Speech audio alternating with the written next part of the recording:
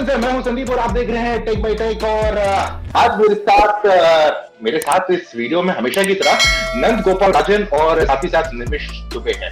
और आज हम बात करने वाले हैं कुछ ऐसे ब्रांड्स के बारे में जिनका पोर्टफोलियो काफी बड़ा होता था, लेकिन अब ऐसा लग गया है कि वो सिमटे रह गए हैं कुछ फोन्स में। और जब ऐसे ब्रांड्स की बात करते हैं, सबसे पहले नाम आता है याद Asus का। Asus अब थोड़े दिनों में 10 मार्च को करने वाला है अपना ROG Phone 5 भारतीय मार्केट में लॉन्च। लेकिन 2020 में जब लोगों को उनसे अपेक्षा थी कि वो लोग एक बजट फोन भी लाएंगे जहां पर भारत का दिल बसता है, जहां पर मैक्सिमम बिक्री होती है, वहां पर उनने कोई फोन नहीं लाया। सो निमिष, इससे सवाल सबसे पहला यही उठता है, अगर 2020 की स्टोरी देखें, Asus ने एक ऐसी मूवी बनाई जो एक सिलेक्ट ऑडियंस के लिए बनाई गई थी, क्रिटिक्स के लिए बनाई गई थी कि वहां पर अवार्ड मिल जाएगा, लेकिन मसालेदार ब्लॉकबस्टर मूवी बनाने में नाकाम रहे। क्या लगता है आपको? काफी हद तक सही है संदीप। और लेकिन एक खास बात उसमें नोट करने की है कि Asus ने एक्चुअली, ये केवल 2020 की बात नहीं है, ये पहले भी हो चुका है। Asus ने अपनी जो शुरू में लो एंड जिसे हम कहते हैं 10,000 11,000 के आसपास के जो फोन थे, 10 से 15,000 के बीच में फोन थे, उस रेंज में शायद कोई भी फोन लगभग 2-2.5 साल से नहीं लाए हैं। इनका फोकस ज्यादातर ROG पे रहा है, जो काफी सिलेक्ट ऑडियंस के लिए है। तब बीच में इनका Zenfone रेंज में शायद 2019 में एक Zenfone आया था जिसका जो फ्रंट और रेयर कैमरा रिवॉल्व होकर सेल्फी कैमरा भी हो जाता था और रेयर कैमरा भी हो जाया करता था, लेकिन इसमें शायद Zenfone नाम यूज नहीं कर पाए थे, कॉपीराइट इश्यूज कुछ हुए थे, तो Asus Phone Z शायद उसका नाम रखा था जो भी था। लेकिन उसके बाद से हमने कुछ देखा नहीं है। क्या कारण है हमको पता नहीं है, सुनने में कई चीजें आई हैं। कई लोग कहते हैं उनका फोन डिवीजन उतना अच्छा काम नहीं कर रहा है। वैसे ये चीजें तो दूसरे ब्रांड्स में भी देखी गई हैं, LG में भी देखी गई हैं। तो फोकस फिलहाल इनका केवल ROG गेमिंग क्राउड पे लग रहा है। राइट। सो अगर देखें तो अगर लास्ट ईयर जो उनका ब्लॉकबस्टर फोन था Asus के हिसाब से वो था ROG Phone 3 gaming phone, price 40,000 रुपए का आंकड़ा क्रॉस करते हुए।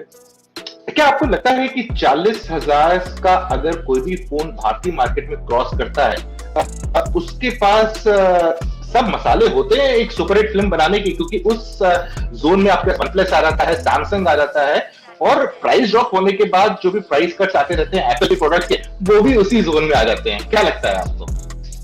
बट वो सारे फोन से आप गेमिंग मतलब प्रॉपर्ली कर नहीं सकते। तो बेसिकली ROG फोन जो खरीदने वाला बंदा है वो नहीं है जो OnePlus शायद खरीदेगा, राइट? सो बेसिकली वो आप गेमिंग सेगमेंट को केटर कर रहे हो, तो वो एक स्पेसिफिक नीश है। जैसे आप कह रहे थे, एक स्पेसिफिक ऑडियंस के लिए आपने मूवी बनाया, तो उसमें फिर आप दूसरे मूवीज के साथ कम्पीट नहीं कर सकते ना। तो वो तो बहुत क्लियर होता है। और देखो, कोई भी अगर गेमिंग फोन लेके आ रहा है, वो वॉल्यूम प्ले वैसे भी नहीं कर रहा है, तो उसका वॉल्यूम कभी उस लेवल पे नहीं होगा कि कोई भी आपका मास फोन के साथ वो मैच करेगा। राइट। सो यहाँ पर एक कुछ चीज देखा जाए तो गेमिंग पिछले साल काफी ज्यादा लोग चर्चा कर रहे थे कि गेमिंग फोन आ रहा है, ये प्रोसेसर हमने ये ला रहे हैं। खासकर MediaTek की बात कर ले तो G35 तो लोग बोलना चाहते हैं कि हमारा ये गेमिंग के लिए चिपसेट है। तो गेमिंग का अमूमन जो देखा जा रहा है, हम लोग मार्केट में देख रहे हैं कि ज्यादातर गेमिंग खेलने वाले जो बहुत ज्यादा हैं, वो यूजुअली यंग क्राउड है और उनका बजट रिवॉल्व कर रहा है अराउंड 20,000 के आसपास के फोनों में, क्योंकि कमा भी नहीं रहे हैं और या फिर अभी अभी अपनी जर्नी स्टार्ट की है कमाने की। तो इस मामले में अगर गेमिंग में फोकस किसी कंपनी को रखना है, तो उन्हें दोनों क्षेत्रों में फोन देने चाहिए, यानी कि बजट में भी और प्रीमियम में दे ही दे। आपको क्या लगता है, बेटर स्ट्रेटेजी क्या रहेगी? संदीप, एक तो मुझे इस थ्योरी से थोड़ी सी प्रॉब्लम है जब लोग कहते हैं कि केवल एक ऑडियंस है जो गेमिंग कर रही है। डिपेंड करता है गेम कौन सा है। तरह तरह के गेम होते हैं, सबकी अपनी अपनी ऑडियंस होती है। कुछ खेले ज्यादा लोग होते हैं, कुछ खेले कम लोग होते हैं। मैंने 60 साल के लोगों को खेलते हुए देखा है कॉल ऑफ ड्यूटी, और काफी एंथुसियास्टिकली खेलते हुए देखा है। तो ये अज्यूम करना कि एक सेगमेंट इतना कर रहा है, दूसरे सेगमेंट में इसका इंटरेस्ट उतना नहीं है, ये शायद ठीक नहीं है। लेकिन हाँ, पूरे जो गेमिंग फोन का कंसेप्ट है, वो मुझे अभी भी उतना समझ में आया नहीं है। क्योंकि अगर हम लोग देखें गेमिंग पीसी पे देखें, जैसे तो पीसी पे गेमिंग जो होती है, लोग कहते हैं इतना स्पेसिफिकेशंस होने चाहिए, उसके लिए ये गेम बना है। लेकिन अगर हम लोग मोबाइल फोन पे देखते हैं, मोबाइल प्लेटफॉर्म पे देखते हैं, जो रिक्वायरमेंट्स होते हैं वो काफ़ी कम होते हैं। अब कई लोग कहेंगे आप तौहीन कर रहे हो, ऐसी चीज़ कहनी भी नहीं चाहिए, लेकिन फैक्ट इज आप 10,000 रुपए के फ़ोन पे भी कॉल ऑफ ड्यूटी खेल सकते हो। ठीक है, उतने हाई ग्राफिक्स के साथ नहीं खेल पाओगे, लेकिन आप खेल सकते हो। लेकिन कई गेम्स ऐसे होते हैं पीसी सेगमेंट पे जो आप 30,000 के लैपटॉप पे नहीं खेल पाओगे, खेल ही नहीं पाओगे। फर्क ये है कि मोबाइल गेम डेवलपर्स जो हैं वो छोटी ऑडियंस को कैटर नहीं कर रहे हैं, उनके लिए मास मार्केट इंपॉर्टेंट है। तो इसलिए वो ये कोशिश करते हैं, वो लाइट वर्जन्स लाएंगे गेम्स के, वो एक लेवल जो होता है, जैसा गेम पॉपुलर होता जाता है, जो वर्जन होता है वो नीचे आता जाता है। तो एक तरह से मुझे लग रहा है ये गेमिंग फोन को जरूरत है एक्सक्लूसिव गेम्स की, कुछ तरह से कंसोल का मामला है। क्या कहिए कि हाँ, हम आसूस ROG ये फोन लेके आ रहा है और ये गेम्स केवल इस पे ही खेले जा सकते हैं या इन स्पेसिफिकेशंस के साथ ही खेले जा सकते हैं। वो इस समय यहाँ हो नहीं रहा है। वो कंसोल्स में होता है, पीसी में होता है, लेकिन मोबाइल्स में हो नहीं रहा है। तो गेमिंग फोन अपने में कितना इंपॉर्टेंट सेगमेंट है ये कहना थोड़ा मुश्किल है। हाँ, गेमिंग टूर्नामेंट्स हो रहे हैं, उनकी बात हो रही है, इत्यादि इत्यादि, लेकिन वहाँ वॉल्यूम्स कितने हैं आपके पास, ये बड़ी चीज है। राइट। सो यहाँ पर सवाल ये उठता है कि Asus के लिए बजट सेगमेंट या मिड बजट सेगमेंट कोई नया सेगमेंट नहीं है।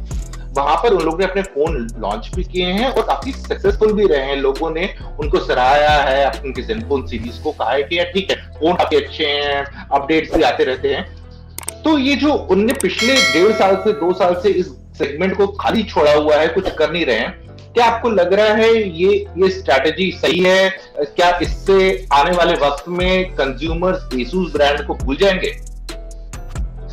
नहीं, भूल ना जाए, इसीलिए वो बीच बीच में एक फोन लॉन्च करते हैं, राइट? सी, Asus इंडिया में एक पीसी ब्रांड है primarily in the past 2 years, right? और पीसी ब्रांड में भी आप देखोगे गेमिंग सेगमेंट के साथ एक अच्छा कनेक्शन बनाया हुआ है ROG की वजह से। ना वही सेगमेंट को देखो, एक बंदा जो गेमिंग लैपटॉप खरीद रहा है 1 लाख रुपए का, वही है बेसिकली जो आपका 40,000 रुपए का गेमिंग स्मार्टफोन भी खरीद, राइट? दोनों नीश सेगमेंट है, उसके साथ कनेक्ट बनाने के लिए ये फोन्स लेके आ रहे हैं। ये फोन्स इंडियन मार्केट के लिए नहीं बनाया जाता, ये फोन्स बनाया जाता है ताइवान, इंडोनेशिया, थाईलैंड, ऐसे मार्केट्स जहां पे ई स्पोर्ट्स बहुत बड़ा बन चुका है, जहां पे एक बहुत अच्छा सेगमेंट ऑफ यूजर्स हैं जो अच्छा पैसा दे के गेम्स खरीदेंगे, गेमिंग फोन्स खरीदेंगे, उससे वो पैसा बनाएंगे, राइट? वहां पे सब ये सेगमेंट मोनेटाइज हो चुके हैं। वो 40,000 रुपए का फोन में उसको उतना फायदा हो जाएगा, वो 1 महीने में उतना पैसा रिकवर कर लेगा YouTube पे स्ट्रीम करके, ये सब करके, राइट? तो ये उनके लिए बनाया गया है। This is not a mass market play, right? और Asus के लिए एक नीश फोन को मार्केट में लेके आने के लिए कुछ आउट ऑफ द बॉक्स करने की जरूरत नहीं है। सिस्टम उनका पूरा कंट्री में बना हुआ है, they are already in the market, right? And I don't think they withdrew from the smartphone space. जो बेस स्मार्टफोन वो उसमें खेल ही नहीं रहे, तो हम क्यों सोच रहे हैं कि आप क्यों नहीं खेल रहे? वो उनका सी द थिंग वो उसमें कर चुके हैं। Zenfone उनका बहुत सक्सेसफुल प्रोडक्ट था, राइट? एक टाइम पे Zenfone 3 में तो बहुत मतलब एक काफी लोअर प्राइस पॉइंट्स तक भी आ गए थे लोग और मार्केट शेयर भी कैप्चर करना शुरू किया था, लेकिन उसके बाद उनको लगा कि it's not viable to play that game. See, वो high volume low margin game होता है। ये इसमें अगर 10,000 फोन भी बेचेंगे ना, शायद काफी अच्छा पैसा आप बना लोगे, बिकॉज में मार्जिन हाई होते हैं। राइट। सो निमिष, और पिछले साल तो काफी अफवाहें भी चली थी Asus से जुड़ी हुई, जहां पर बोला जा रहा था कि शायद फ्लिपकार्ट इसको खरीदने वाला है। क्या वही एक और रीजन भी हो सकता है जहां पर इन लोग का थोड़ा सा प्रोडक्ट लॉन्चेस स्लो हो गए और जो बाकी चीजें थी वो बीच में अटक के रह गई? संदीप, ऐसे काफी रोचक है। अगर आप सोचिए 2016-2017 के आसपास सोचिए तो 2 कंपनियां थी जिन्होंने मार्केट में अपना स्थान बनाया था वैल्यू फॉर मनी फोन्स बना करके। जिसे कहा जाए कि 14,000, 15,000, 10,000 में हम आपको काफी अच्छा फोन दे देंगे, उस टाइप की वैल्यू लेकर 2 ब्रांड्स थे जो यहाँ आए थे। और 2016-17 के आसपास इन दोनों ब्रांड्स ने अपने दाम बढ़ाने काफी ज्यादा शुरू किए और दोनों तब से कहा जाए तो थोड़ा सा हिल गए हैं, रिकवर नहीं कर पाए हैं। एक मोटोरोला था, दूसरा Asus था। Motorola/Lenovo, अगर आप चाहते हैं, Motorola Lenovo एक ही कंपनी है। ये दोनों ब्रांड्स थे, इनका काफी बड़ा पोर्टफोलियो था। अगर आपको याद होगा उस जमाने में 2015 के आसपास में ये लोग 5,000-6,000 mAh की बैटरी लेके आ चुके थे जिसके बारे में आजकल लोग बहुत कहते हैं, अरे 6000 mAh की बैटरी, अरे फास्ट चार्जिंग है। लेनोवो की पी सीरीज थी, पावर पी सीरीज थी, उसमें फास्ट चार्जिंग आ चुकी थी। ये सब चीजें जो हम लोग कह रहे हैं, इतना ऑप्टिकल जूम है, आसूस ज़ेनफोन जूम लेके आया था जिसमें आपके पास 3.6x ऑप्टिकल जूम था, उनका वो जो पेरिस्कोप सिस्टम था, जूमिंग का, वो सब इनके पास था और ज्यादा एक्सपेंसिव नहीं थे। लेकिन एक स्ट्रेटेजिक चेंज और दोनों का एक साथ लगभग हुआ। चंबा की बात है, दोनों का लगभग 5-6 महीने के अंदर वही हुआ कि एक ब्रांड जो कह रहा था कि हम लोग इस पे प्ले करेंगे, वो एक आया कि हायर प्राइस पॉइंट पे चला गया। शायद उनका गैम्बल ये था, उनका सोचना ये था कि हमें इतनी लोकप्रियता प्राप्त है, हम ज्यादा थोड़ा मांगेंगे तो भी लोग रहेंगे। लेकिन ये बाजी थोड़ी उनके खिलाफ, दोनों के खिलाफ कही। और उसके बाद से देखिए तो मोटोरोला तो कोशिश करता रहा है, लेनोवो लगभग गायब हो चुका है मार्केट से, मोटोरोला कोशिश कर रहा है, लेकिन आसूस उसके बाद सच में कर नहीं पाया है। उसने एक बीच में कोशिश की थी 2-3 साल पहले, लेकिन उसके बाद से जो ज़ेनफोन सीरीज है वो थोड़ा सा पीछे हट गई है। ROG है, नीश ब्रांड है, जैसे नंदगोपाल एकदम सही पॉइंट कर रहे हैं, बहुत ही छोटे सेगमेंट के है, वो रह गई है। फ्लिपकार्ट का इंटरेस्ट, कई लोगों ने इस बात पे बात की है कि ये फ्लिपकार्ट पे ही रिलीज होते हैं, प्रेस कॉन्फ्रेंस में फ्लिपकार्ट की बहुत रेफरेंसेस होती हैं, इत्यादि इत्यादि। फ्लिपकार्ट के बारे में बात काफी हो रही है, लेकिन खैर फ्लिपकार्ट के साथ तो कईयों का नाम जुड़ चुका है, तो क्या कहा जाए। लेकिन हाँ, ये बात जरूर है कि मेन स्ट्रीम जो इनके फोन से सेगमेंट होते हैं, वो थोड़ा सा इस लगता है फ्रिज में डाल दिए हैं, मन करेगा तो किसी दिन खोल के निकाला जाएगा। इसमें मुझे लगता है इसमें बहुत सारे ऐसे जो फोन्स होते हैं ना, जैसे आप फ्लिपकार्ट के साथ एसोसिएट करते हो, ये उल्टा चलता है। ये बेसिकली फ्लिपकार्ट को दिखता है कि एक यूजर इंटरेस्ट है, लोग सर्च कर रहे हैं गेमिंग फोन 16 GB रैम, मतलब जो भी वो स्पेसिफिकेशंस होते हैं वो उसको सर्च कर रहे हैं। तो उस हिसाब से वो देखते हैं कि ये फोन मुझे कहाँ से मिलेगा, एसुस का फोन है, अच्छा आप आ जाओ, हम आपको लॉन्च कर देंगे यहाँ पे। This work slightly differently I think, right. और ये बहुत लो वॉल्यूम गेम होता है। आप भी मैंने 10,000 पहले बोला, 10,000 नहीं होता है उसमें, मतलब मे बी 1000 फोन ही लेके आते होंगे, राइट। वो एक गैम्बल होता है। तो अगर आप फ्लिपकार्ट के थ्रू लॉन्च कर रहे हो तो आपको कुछ मतलब बहुत ये नहीं है, बस आपको इतने यूनिट्स फ्लिपकार्ट को देना है, उसमें भी आप देखिए डिमांड के हिसाब से यूनिट्स आता होगा। ऐसे नहीं कि एक साथ आपने 1000 का इन्वेंट्री पुश किया, 100 आता होगा, हर महीने 100 आता होगा, depending on sales, right. So this is a very niche game, it is not at all something जो मास मार्केट प्ले ही नहीं है। बिल्कुल। और जब अब हम बात कर रहे हैं ऐसे ब्रांड्स की जिनने प्रोडक्ट्स थे, अच्छे थे, लेकिन अब उन्होंने अपनी स्ट्रैटेजी चेंज कर ली है, अगला नाम सामने आता है LG ब्रांड का। नंदू, आपको क्या लगता है कि LG जो अभी कर रहा है बड़े मिक्स सिग्नल्स दे रहा है? ग्लोबली मैसेज ये आ रहे हैं कि वो लोग मोबाइल को एग्जिट करने वाले हैं। कभी ये आता है कि वो अपने डिस्प्ले मैन्युफैक्चरर को ये कहते हैं कि यार देखो अभी फोल्डेबल पे काम मत करो, रुक जाओ, अभी हम लोग रिवर्क कर रहे हैं। क्या आपको लगता है कि LG एक ऐसा ब्रांड है कि अगर थोड़ा और बेटर फोकस रहता है इंडियन मार्केट में, उसके सक्सेसफुल होने के काफी चांसेस थे? देखो, LG के बारे में एक बोलना पड़ेगा हमें कि ये मेरे बुक्स में तो दुनिया का सबसे इनोवेटिव स्मार्टफोन ब्रांड्स में एक है और हमेशा रहा है, राइट। आप इनका अक्रॉस द ईयर देखिए, हर साल, इस साल भी देख लीजिए, मतलब पिछले साल भी देख लीजिए, इनका विंग जो है मेरे ख्याल से मोस्ट इनोवेटिव फोन पिछले साल का, और वो इनोवेटिव फोन्स लेके आते हैं, राइट। नाउ इंडिया जैसे मार्केट में उनके साथ प्रॉब्लम ये हो जाता है कि इंडिया मार्केट में उनको सिग्निफिकेंट बनने के लिए बहुत ज्यादा पैसा खर्च करना पड़ेगा। सो उसमें उनके लिए बेटर होगा कि वो नीश प्लेयर रहे, राइट, क्योंकि नीश से एक सिग्निफिकेंट लेटर से टॉप 5 में आना है, वहां तक का जर्नी जो है वो बहुत दर्द भरा है उनके लिए, राइट। तो इसलिए उनके लिए बेटर है कि छोटा इसमें रहे, मतलब अगेन लो वॉल्यूम में प्ले करे। और जब कोई, और आप देखोगे अभी भी इनके पास बहुत सारे प्राइस पॉइंट्स में फोन्स हैं, बट अगर वो पूरा उसको कारपेट बॉम्ब करके अक्रॉस इंडिया सेल करना चाहते हैं तो उसके लिए बहुत ज्यादा डिस्ट्रीब्यूटर के साथ डील करना पड़ेगा, बहुत सारी चीजें। मेरे ख्याल से वो उतना इंटरेस्टेड है नहीं, बिकॉज उनको पता है कि उसका ROI शायद उनको नहीं आएगा। बट अभी भी मार्केट्स है जहां पे वो काफी सिग्निफिकेंट प्लेयर्स हैं, राइट। आप इंटरनेशनल देखोगे, शायद जापान, कोरिया, ये सब मार्केट्स में LG बहुत अच्छा करता है, और इसीलिए उनके पास अक्रॉस प्राइस पॉइंट्स डिवाइसेस है, क्योंकि वहां पे वो सिग्निफिकेंट प्लेयर है। तो इनके पास तो बन ही रहा है फोन, तो वो बेसिकली बाकी मार्केट्स में आई थिंक ऐसे बेच देते हैं, राइट। सो निमेश, अगर हम LG का पोर्टफोलियो भी देखें जो भारत में अवेलेबल किया गया है, क्या विंग्स की बात कर लीजिए या इवन W सीरीज से जो फोन लॉन्च हुए हैं, फोन्स एक्चुअली अच्छे हैं। उनके अभी तक जितने फोन लॉन्च हुए हैं भारतीय मार्केट में, इक्का दुक्का को छोड़ के ओवरऑल जनरली फोन काफी अच्छे हैं, डिजाइन भी काफी अच्छे रहे हैं। आई वुड से अपडेट का साइकिल भी डिसेंट है, आउटस्टैंडिंग नहीं है, डिसेंट है। आप क्या कहना चाहेंगे? संदीप, एक थोड़ा सा एलजी के साथ एक हल्की प्रॉब्लम ये रही है कि भारतीय मार्केट में एक चीज है कि आप इनोवेशन, एक ऐसी मार्केट है जहां इनोवेशन आप बेच नहीं सकते। Let's be very honest about it. Innovation यहाँ नहीं दिखता। वॉल्यूम्स जो होते हैं वो स्टैंडर्ड यूज के लिए जाते हैं। जो रेडिकल फोन्स होते हैं वो बहुत कम बिकते हैं। इसीलिए अगर आप देखिएगा जो आते हैं सीमित संख्या में आते हैं। एलजी काफी इनोवेटिव था शुरू में। ये बेजल्स फोन के बारे में हम बात करते हैं, मुझे लग रहा है G2 या G3 पहला था जो जिसने सच में बेजल्स थोड़े हटा दिए थे। मेन स्ट्रीम एंड्रॉइड फोन जो था एलजी ऑप्टिमस 2 या ऑप्टिमस 1 था, जो 11-12 हजार रुपए में आया था नए एंड्रॉइड के साथ, बहुत कम दाम पे लेके आए थे। सो एलजी के पास ये चीज थी पहले। अब जो है जिसे कहा जाए एक लेबोरेटरी की तरह हो गई है, जिसमें आपको अच्छी प्रोटोटाइप दिख रहे हैं। एक तरह से ऐसे बीटा टेस्टिंग कर रहे हैं कि हाँ चलिए ये चीज आ गई है, ये चीज आ गई है। नंदगोपाल एकदम सही कह रहे हैं कि शायद उनका इंटरेस्ट मार्केट में शायद उतना ना हो, क्योंकि वो बहुत कंपेटिटिव हो गई है। आप इनोवेटिव डिवाइस लेके आ भी जाइएगा 30,000 रुपए में, तो 30,000 रुपए में आपको भिड़ना पड़ेगा वन प्लस के साथ भिड़ना पड़ेगा, ओप्पो के साथ भिड़ना पड़ेगा, Xiaomi, Vivo सब के साथ भिड़ना पड़ेगा।